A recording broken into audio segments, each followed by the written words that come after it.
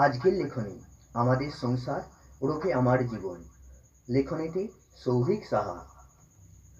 সংসার মানে শুধু রান্না খাওয়া, কাজ আর ঘুমোনোই নয়। সংসার মানে এক মায়ার বাঁধন।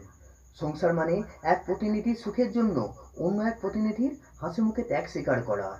সংসারে প্রচুর অর্থ থাকলেও অনেক সময় সুখ আসে না। সুখ আসে নির্লোভ ভালোবাসায়। এইবার আসি আমার সংসারে, মানে আমার আর আমার পরিবারের জীবন অধ্যায়ে। খুবই গরিব ঘরে জন্ম আমার, কিন্তু ছোট থেকেই গরিবি আনার কোনো আঁচই আসেনি আমার জীবনে। থুড়ি আসতে দেয়নি আমার মা বাবা। নিজেরা না খেয়েও, আবার আত্মেটা খেয়েও আমার মুখে অন্ন তুলে দিয়েছে আমার মা বাবা।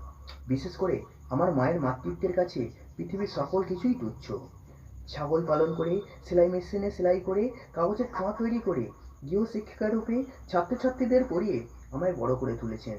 হ্যাঁ, এটাই আমার মা। আমার বাবাকেও হারিয়েছি অনেক বছর আগে।